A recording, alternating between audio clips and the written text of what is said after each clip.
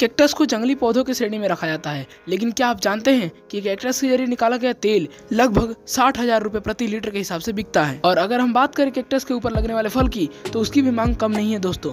ये देखिए किसान भाइयों, जब मैंने सर्च किया तो मुझे पता चला कि कैक्टस के ऊपर लगने वाले फल की भी प्राइस 1000 रुपए प्रति किलो है। तो फिर क्यों ना की जाए कैक्टस की खेती। जी हाँ किसान भाइयों, आज हम बात करने वाले हैं कैक्टस की खेती के बारे में। कैक्टस की मांग लगातार विदेशों के अंदर बढ़ती जा रही है और वहाँ के किसान कैक्टस की खेती बहुत लंबे समय से करते आ रहे हैं। तो फिर मैंने भी सोचा कि क्यों ना भारतीय किसानों को यह बताया जाए कि इसकी खेती कैसे करते हैं। तो आज की इस वीडियो में हम आपको पूरी जानकारी देने वाले हैं, बुआई से लेकर कटाई तक। इसलिए आप इस वीडियो के अंत तक बने रहिएगा, क्योंकि इस वीडियो से आपकी जिंदगी संवर जाने वाली है। अगर आपने वीडियो को बीच में देखते देखते छोड़ दिया तो आपकी फसल पूरी बर्बाद हो सकती है। तो चलिए ज्यादा देर न करते हुए वीडियो को शुरू करते हैं।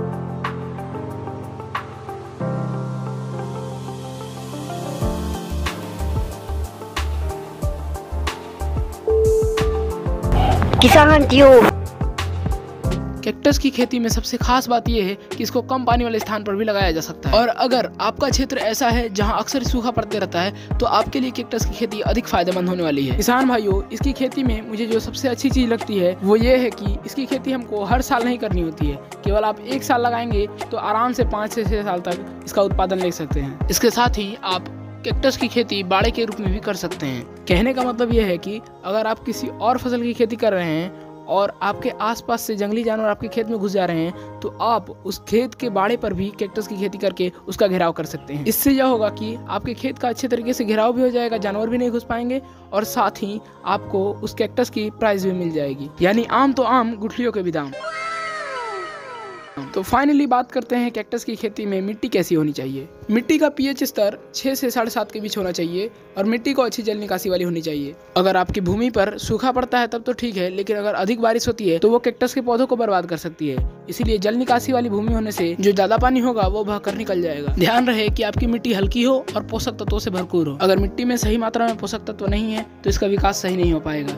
इसीलिए आप मिट्टी में पोषक तत्वों को मिला लें। मिट्टी की तैयारी हो जाने के बाद चलिए बात करते हैं कैक्टस के बीजों की। कैक्टस के बीजों को लेने के लिए यह बेहतर होगा कि आप अपने आसपास किसी किसान मित्र से बात करके सही कैक्टस के पौधों का पता लगाएं। सही पौधा मिल जाने के बाद कैक्टस पर लगे बड़े बड़े पत्तियों का चयन करें। उन पत्तियों का हम बीज के रूप में इस्तेमाल करेंगे। आप इन्हें नुकीली चाकू की मदद से अच्छे तरीके से काट लें। इन काटे गए पत्तियों को जमीन के ऊपर धूप में लगभग 10 से 15 दिनों तक लगाने से पहले अच्छे तरीके से सुखा दें। जब तक आपने कैक्टस की पत्तियों को सूखने दिया है तब तक आप अपने खेतों को तैयार कर लें। कैक्टस की बीजों की बुआई के दिन कैक्टस की पत्तियों को अच्छे तरीके से ट्राइकोडर्मा के घोल के साथ धो लें। इससे क्या होगा कि कोई भी कीट या रोग उस पर नहीं लगेंगे। मिट्टी में कुछ ऐसे छोटे छोटे गड्ढे बनाएं, उसमें अपने हाथों से 2 बार गोबर का खाद डालें और उसे अच्छे तरीके से मिट्टी में मिला लें। अब उन तैयार की गई बीजों को लेकर आएं और जमीन में गाड़ें। ध्यान रहे कि उन पत्तियों को आप ऊपर की तरफ खड़े करके और आधा से कम भाग को जमीन में गाड़ दें। जब तक कैक्टस के पौधे उग न जाएं, तब तक 2-3 दिनों बाद उसको पानी देते रहें। पौधा थोड़ा बड़ा हो जाए तो आप इसमें पानी देना रोक सकते हैं। और इसी प्रकार आपकी मेहनत से लगभग 1 साल के अंदर यह पौधा तैयार हो जाएगा और हार्वेस्टिंग के लिए रेडी हो जाएगा। मार्केट में ले जाने के लिए आप नीचे वाली पत्तियों को छोड़कर ऊपर निकले नए पत्तियों को काट कर बेच सकते हैं। तो किसान भाइयों, ये रही कैक्टस की खेती के ऊपर पूरी विधि। लेकिन हाँ, अगर आप इस समय वीडियो को छोड़कर चले गए तो आप बहुत पछताने वाले हो, क्योंकि अभी हम आपको बहुत ही जरूरी चीज बताने वाले हैं। और वो जरूरी चीज है कैक्टस में कीट और रोग नियंत्रण की। अगर इसमें लगने वाले सबसे टॉप क्लास के कीड़े की बात करें तो वो है कैक्टस का रस चूसने वाला कीड़ा। अगर आपकी खेती में यह लग गया तो आपके कैक्टस की खेती को पूर्णतः बर्बाद कर सकता है। इससे कैसे बचा जाए, इसकी रोकथाम कैसे करना है, इसकी पूरी जानकारी हम आपको देने वाले हैं। लेकिन उसके लिए आपको ज्वाइन करना होगा हमारा व्हाट्सएप ग्रुप, जिसका लिंक मैंने डिस्क्रिप्शन में दे रखा है। साथ ही अगर आपको किसी भी प्रकार की खेती से जुड़ी समस्या है तो आप वहाँ पर वो भी पूछ सकते हैं। हम आपकी समस्या का समाधान देने के लिए हमेशा तैयार रहते हैं। तो किसान भाई, चलिए अब आगे बढ़ते हैं और बात करते हैं कि कैक्टस की खेती में आपको किस प्रकार की खादों का उपयोग करना चाहिए और इनकी कितनी मात्रा का उपयोग करना चाहिए। अगर बात करें नाइट्रोजन उर्वरक की,